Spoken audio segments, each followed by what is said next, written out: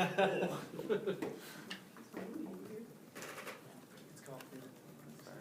you guys, you ready there?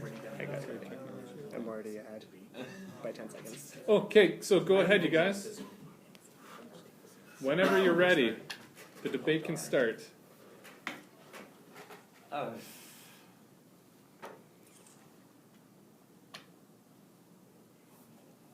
Yeah, I'll say it. Okay.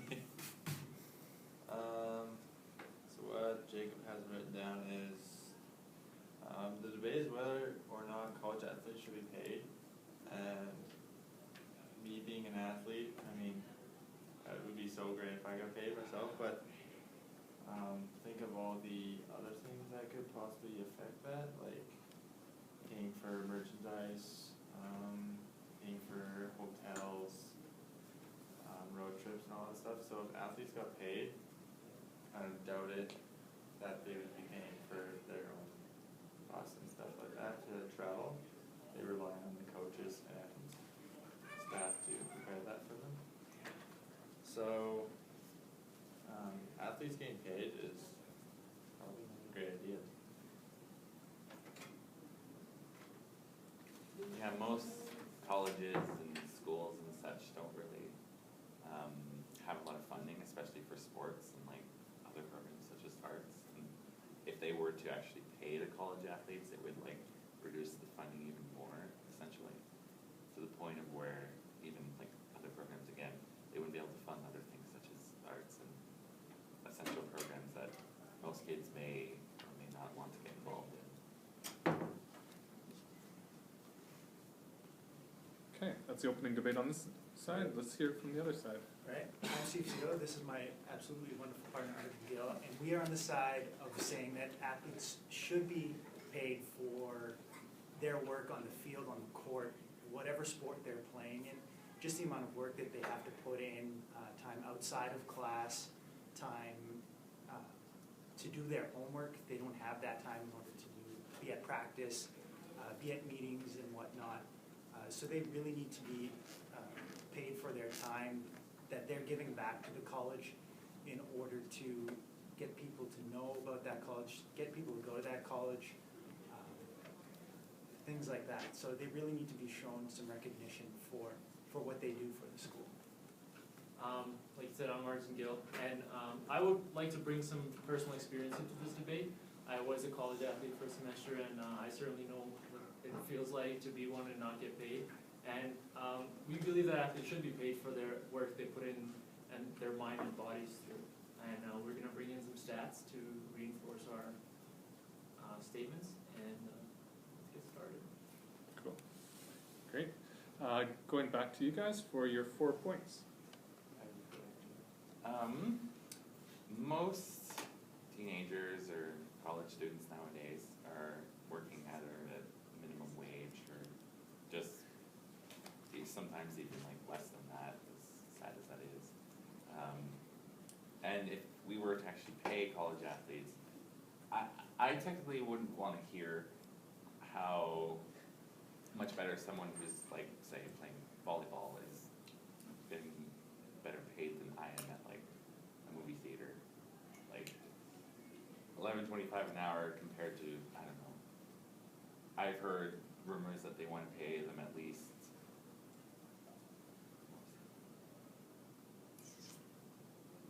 not per hour, but it's like per game. I believe it was like around $100 or so, and that's about not even an 8-hour shift for me usually. I mean, I don't work anywhere right now, but that's how it was at the theater. And this point's just kind of off the top of my head. But like the reason I play volleyball is because I want to get as good as I possibly can and play in high-ranked leagues, so I can get paid for that stuff. So I feel if like I'm waiting on getting paid, I'd rather be when I'm in a really good league playing volleyball, getting paid for what I want to do, instead of getting paid for 3 years that I'm at the college and then it's done.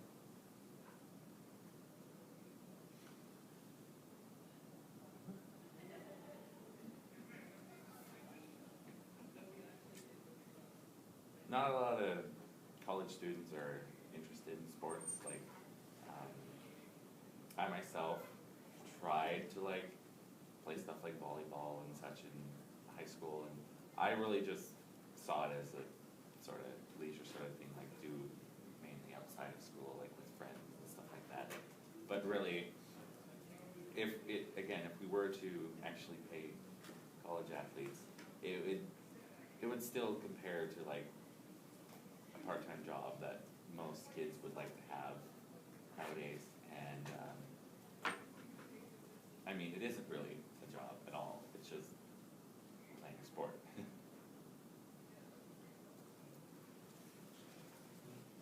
Okay. All right, some points we'd like to make is that students, they can't even take donations, they can't even have people pay for their lunch, you know? Even if that happens and it's a violation to being a student athlete in what the NCAA calls as a student athlete, they really focus on that you're just a student and athletics comes secondary, when they really try and focus on just the athletic part and try to get you to be playing sports, being at practice, focusing that much of your time into that instead of being a student. And so there are times when, you know, a friend or your coach, they want to just, you know, pay for your lunch, take you out, just do a nice favor, and that ends up being a violation. You can't even do that. You're basically shut out from any type of income that isn't your own.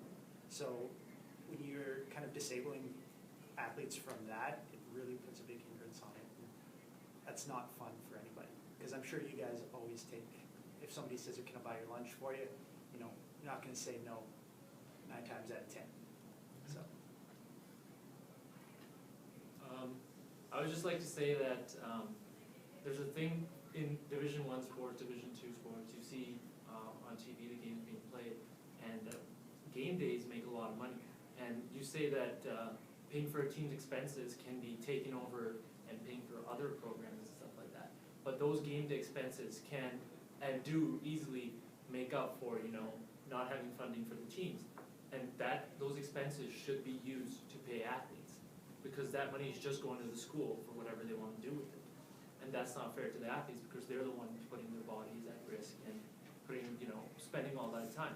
Another thing is college sports aren't a leisure thing, like high school sports maybe, but college sports aren't. Athletes have to go, they have to go weight training in the morning, have to go to practice, and then they have to go watch game footage. And that's just in the same day. And on top of that, they have to go to school. So that's nothing like a job where you just go do a specific amount of hours. And as an athlete, you have to do as much as you can in a day to become a better athlete. And so that's why we think it's not just, you know, a leisure thing, especially for college athletes who are men. As well, these schools make a lot of money. In the NCAA for March Madness and the Final Four, they make over $1 billion within that month span. So you can't tell me that there isn't enough money from what they use for advertising, marketing, just to get people to watch that tournament. You can't tell me that there isn't any sort of leftover money to kind of give back to the athletes. Not a substantial amount where we're paying them millions, but enough that they don't have to go out and try and get a part-time job, and they don't even have the time to do it. So there is some substantial income for the players, and there's plenty to go around. Thank you. So 1 minute break? Yeah, that's right. Sorry, I was just paying attention to the time. If you guys are done, that's excellent. 1 minute break, and then we'll get into the open debate.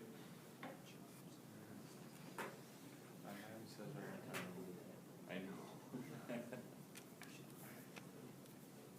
The bias is real. Well, yeah, but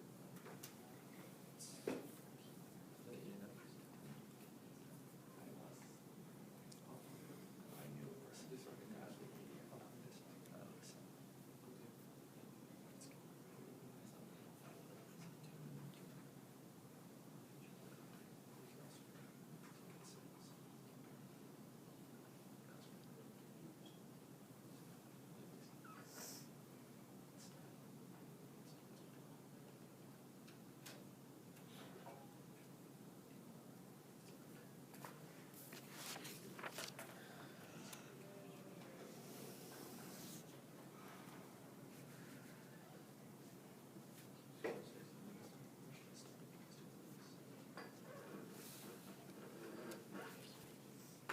Okay, 1 minute.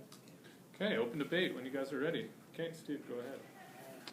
So you always think that it's nice for you guys to have a job or to make that little extra income. Yeah, you're only making minimum wage. And yeah, these athletes would like to make minimum wage just for playing a game, which would be nice.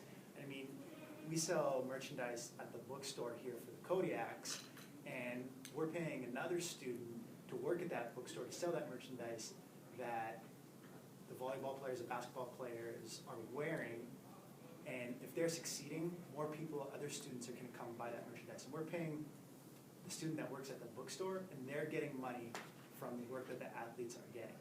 So you kind of have to balance it out in saying that this is essentially a job for these athletes where they have to be putting in the practice, they have to be performing on game day, they have to be winning for the school, where the people at the bookstore, they just have to show up for their shift for, 3-4 hours on a Sunday afternoon, and they walk away with $30-40 if they're making minimum wage, and that helps them out, where a student athlete, they don't even have time for a part-time job to work at the bookstore because they have homework to do, they have classes to go to. So that's one of the reasons why that athletes need to get paid.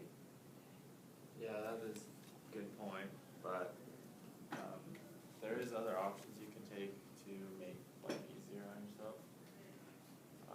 For school-wise, you can take a couple extra years. It's called the athlete program or something like that.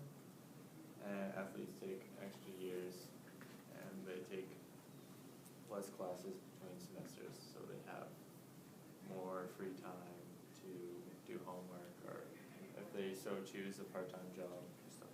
But then you're basically taking away their education from them, essentially. You're telling them to do it longer, and then that's where the student athlete comes in. You're wanting them to focus more on the athlete side of things instead of being a student. If you're saying you should take back some of your academics and not do as much of that and come to practice more, or we want you to perform better. So that kind of brings back the student athlete point where it's more athlete than student. So why don't they just call it an athletic student?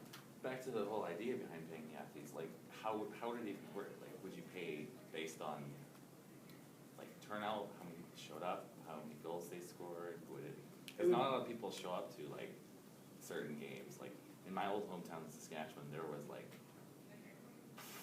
roughly 18,000 people living there at the time. The college we had, they had one single football game that they like wanted to do a pilot to see what kind of turnout they'd have, and it was like not even half 100 people. So that's a population of 18,000. What about places, say, like Calgary, or let's go even bigger, like New York, or big football programs in Michigan where they have almost 50,000 people come out to games. People are paying tickets to get into that game. Yeah, if you think about a small town in Saskatchewan, of course, there's probably not going to be, thousands or sometimes millions of dollars in revenue coming back. But if you're looking at bigger markets where more money's coming in, and that means that athletes have to give more of their time to the football program, to the basketball program, they need to be a little bit they need a little bit of money to try and get through their college experience. And let's treat it like a normal job. You pay athletes for how good they are maybe, and put it at a wage rate. This is going to motivate them, and how about you add some grades in there, like if you do this good, your wage is going to be at this. This motivates athletes to actually focus on the studying aspect more than just playing the sport. And I know money motivates people to do so many things, and this could be so positive for the whole idea of the student athlete as well. We've got time, it's 4 minutes, right? 5. What's 5? Yep.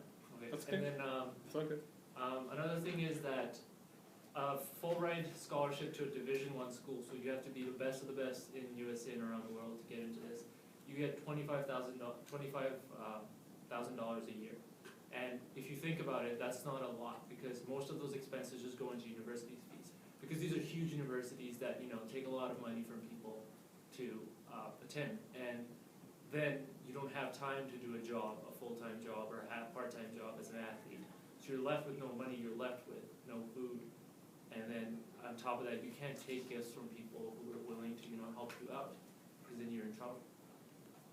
So it's a no-win situation for athletes. Yeah. Oh my god. Well, we can call time there if you want. Okay, Alright. Alright. 1 minute break before your closing statements.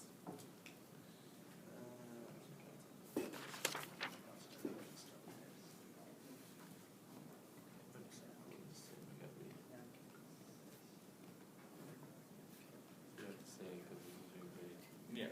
You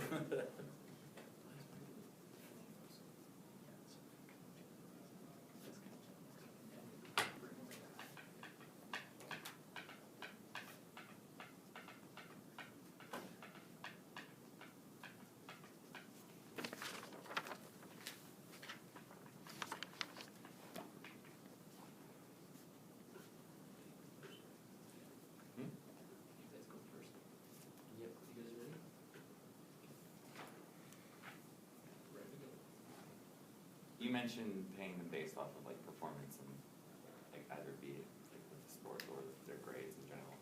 If say we were to do that, it would become like basically competition between each of the players. Like how would they like maintain, say, I don't know, friends or like little cliques or stuff like that? Their life could just suddenly just start revolving around sports and nothing else, and that's not really healthy. Essentially, it's just, oh, I made $100 in this game today, but we lost, so it's not really that big of a deal to me. And then eventually they start performing less and less and less, and then making the money.